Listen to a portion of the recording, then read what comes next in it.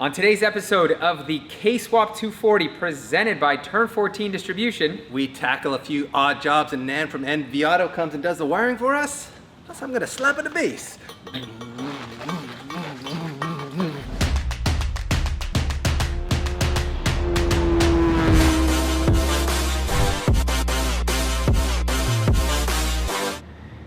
in the last episode, we left off at everything being bolted in place and the valve cover's missing. Why is that? Well, it's finally off to powder coat. It is getting done in black, so I'm excited to get that back from JP at Stripping Tech. I've also got a couple K-tuned goodies that I'm gonna be adding on for aesthetic purposes. Nam has actually already started on the wiring. So this is one of the more difficult aspects of this swap. So what we have done here is he's taken a K20 A2 harness and stripped it and started looking at where wires need to go, the lengths of them and whatnot.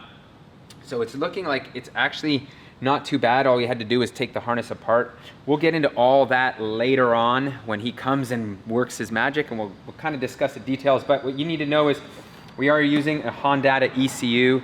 That is gonna be the go-to for this. I think it's the best way to do it. K-Pro for life, bro. That's right, in this situation. But to make it even easier, we are using a K-tuned harness. And what this offers is kind of an easy plug-and-play solution where all the wires that run to like tach, fuel pump, I think there's fan, speedometer on here, are all kind of outlined for you, so there's not a lot of guesswork.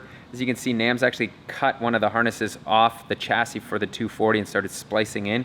So we will get into all of that in the near future when he gets here. But before that, we're gonna do a couple things, and we're gonna start off with the drive shaft.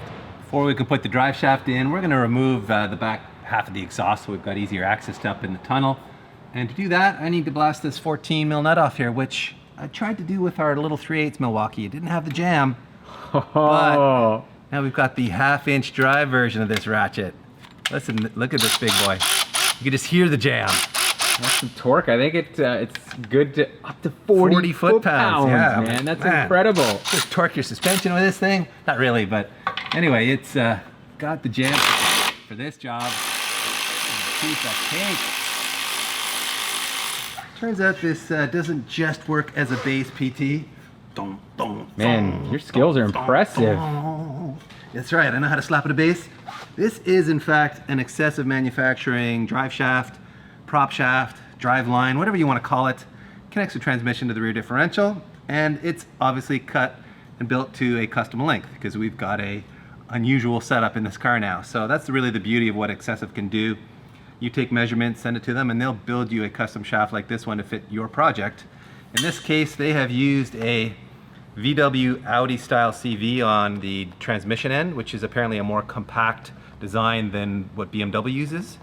So we've swapped to this, and they've even made us this nice CNC billet adapter, which I guess goes on here. Yeah, and that bolts the transmission. On the other end, we've got a very heavy duty U-joint, just like we used on the Celica's drive shaft. As a matter of fact, if you'd like to see how one of these are built at Xcessive's facility in Portland, Oregon, use that link up in the top left-hand corner. Right-hand corner. Right-hand corner. It's my left, you're right. Right up there, and you'll see some B-roll of them building the one for the Celica, which will be a very similar process to this, where they put it on a balancing machine. It's properly balanced. Yeah, a lot of people were worried that the shaft would be too long on this car and it might vibrate. So we're gonna find out, but Rich assured me that this thing balanced out real nice, so yeah. I'm looking forward to giving it a try. And it's not especially heavy. Like, I would say this is maybe 20 pounds? Yeah, close to that. I think it's a steel shaft. It is a steel shaft. They do offer aluminum shafts as well if you wanna get fancy and light. We went for strong and steel instead. So, what do you say we throw this up here, PT? Let's get this thing bolted up, yep. Our Xcessive drive shaft is in, and man, I'm really impressed with this whole setup. As you can see, that was the aluminum spacer we were talking about that bolted to the output shaft of the transmission. Then we've got the CV joint. Another item on today's list is wheels and tires, believe it or not. These are my old SSR Type F wheels with Toyo R888 rubber. And there's actually nothing wrong with them other than the tires are extremely old. They are 11. So yeah, there's some from 2011. So I decided it was time for an upgrade to some R888R rubber. Brand spanking new stuff, which is obviously going to be ideal for this track car. And along with the new tires, I decided, well, if you're replacing your tires, you might as well replace your rims. So check these out. These are Gramlights 57 CRs. They are 18 by 9.5 plus 22 in a gloss black finish, which I think is gonna look pretty damn good on the car. We're going with a square setup, so the rear is also 255s, where before the fronts were 235s. So that should give us better handling and balance. However, the downside of that is it doesn't fit very well in terms of profile. Like once this wheel is bolted on, I'm gonna have to do a little bit of fender work. I don't think a lot, but we'll see how that goes. And where are my lug nuts, DP? Here they are. We've got some Muteki Super Tuner SR45R lug nuts in red, people. I'm usually a kind of subtle style, and I would have gone with black, but I decided, you know what, this time around, let's do red. So post in the comments what you think. Do you like the red, or should I be going back to my black lug nut on this black rim? It matches the red Brembos and the red paint. See? It's a thing. The faded red Brembos, but got a red and black theme going right, here. Exactly. Like a red stormtrooper. I can dig it. There we are. That looks pretty damn nice, and I think in the rear we're good. Offset's looking pretty good. Once it cambers in, yeah, we should be okay on the fender side. So let's lower this car and we'll know for sure then. Whoa. Looks like our hoist is too high as per usual, but you know what? It's not that bad. It's not that bad. There's a light massage with the fender puller there for sure. But man, check out the concave on these, DP. Yeah. I am liking that. And the Toyo rubber looks aggressive. Yes. The perfect track tire. So good, I'm loving it. All right, well, I think it's time we get out the fender roller here.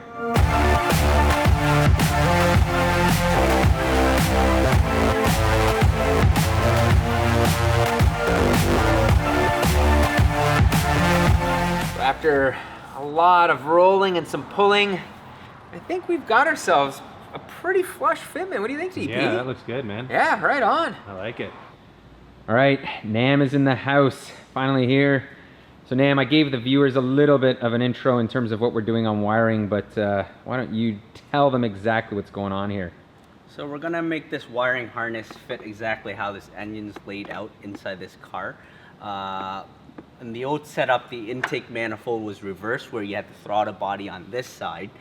So now with the throttle body on this side, with this intake manifold, we're gonna have to run some wires to the map sensor, the TPS, and all the other connectors that are in the front, like the alternator. And we also need to change out the factory injector connectors here to the new injectors that we have here. I believe these are Bosch injectors that we've got here. Yeah, so ID.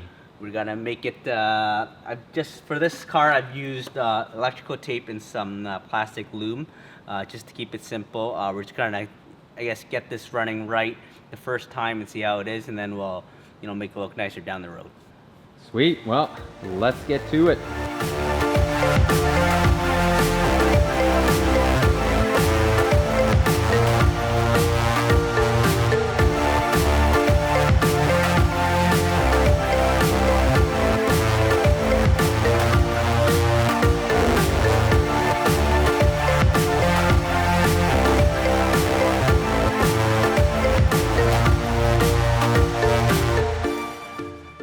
You're getting close when you're going to put oil in the engine. We've put this crusty old valve cover back on, but we were about to get a new fresh one. But we want to fire this thing up, so time to put some oil in it with our favorite fill. This is Valvoline. This bottle makes it look like we're using their full synthetic street oil at a 5W30, but that's not what we're doing. We're just reusing this easy pour jug, and we are putting in Valvoline Pro V in a 0W30 weight. Pro V is there, as the name would imply, professional racing oil. This stuff goes into a lot of the top NASCAR teams, a lot of the top drag teams, all kinds of like, you know, world rally teams. This stuff is used in serious high-level motorsports, and you can get it at, I believe it's teamvalvoline.com. That's where we got it from, and you can order it in a whole bunch of different weights. You can mix it together to make your own special batch out of it if you want to customize the weight of your oil. You can also call their 1-800 number, and they will literally walk you through the process of deciding on what oil is best for your engine, based primarily on clearances, bearing clearances. So I should mention that the Pro V oil is very high in zinc, which is great at protecting your bearings, but it is not great for the matrix in your catalytic converter. So if your car has a cat on it, you don't want to run Pro V, you want to run one of their other full synthetic products. We don't have a cat on this car though, so we want all the protection for the bearings we can get, which means she's full of Pro V. So what has happened here? This intake has gone from being purpley blue to all the hues to now being one uniform color, and it's like a satin finish.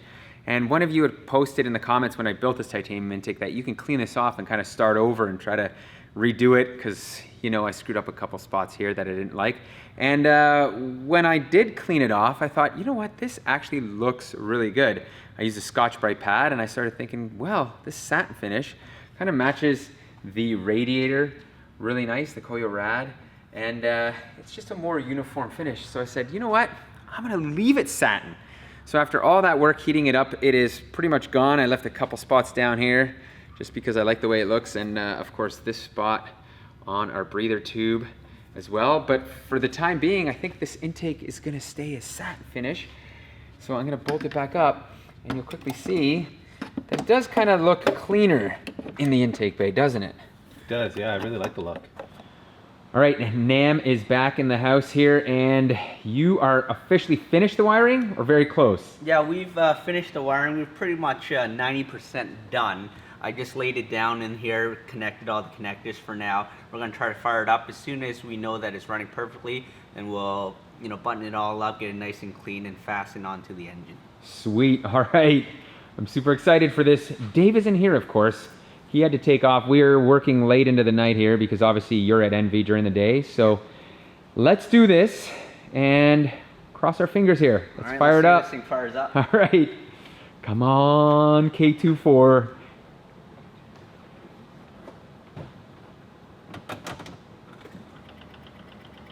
Oh, I hear the fuel pump. Oh my goodness, yes! Yes, yes, yes, man. That is amazing. Damn, you are a wizard. We have a car that runs. High five to that. Thank you so much. I hear a rattle. Yeah, there's definitely a rattle on one of the heat shields, but wow, it is running so smooth. That's incredible. Listen to that.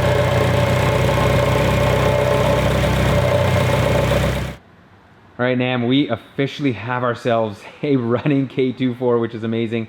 So was there anything that you noticed in terms of things that we may need to change up here? Yeah, so we were running this thing with the laptop hooked up, reading all the data to see what we're getting. And it looks like the intake air temp sensor is not reading correctly. It's most likely because whatever map this car's running on has an intake air temp sensor outside of the intake manifold. Yeah, that's usually the way the K-series are done, so we'll have to change that out. So we're gonna have to change it out. Looks like we're having a problem with the O2 sensor, so we're gonna have to replace the I'm gonna have to buy a new one. So inside here, what was the main plan of action that you had to wire up to get this to work? So we had to run some of the wires from the K-tune harness here into the chassis harness of the 240. So we just connected the wires for like the fuel pump controller, the fuel pump relay, the fan control, the tach, the speedo, and the check engine light.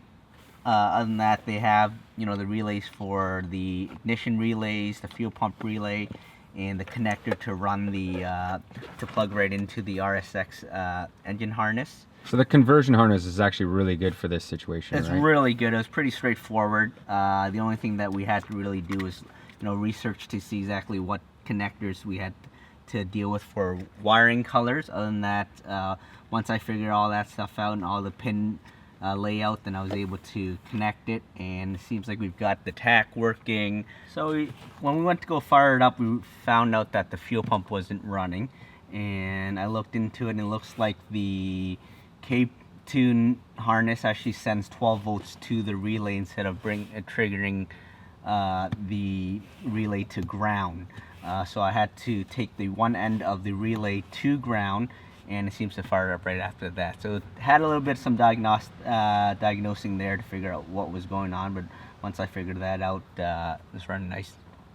Yeah, and I guess the one thing to note here is it does depend on what model year you have. Like if you got a 97, 98, or even like an S13, 89 to 91, it will be different wiring that needs to be done, right? Yeah, it looks like the Nissans actually, the wiring color and some of the wiring have changed through the years. I've only really looked into a couple of the years there, but there were some differences. So, you know, after wiring everything up, I had to trace to make sure that the wires are going to the right location, and, you know, testing everything before we fired it up. All right, well, what are your parting words on this? Is this an easy wiring job on a scale of what you've done, or was this somewhat difficult?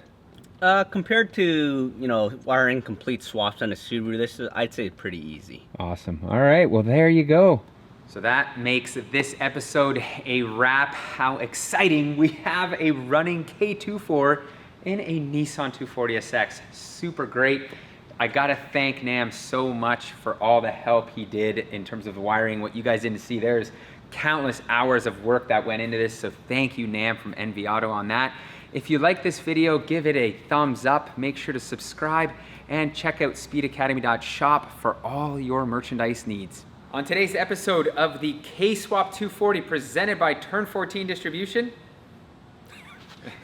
I was thinking my line and not listening to you. It's all good. All right, go again, PT, go again.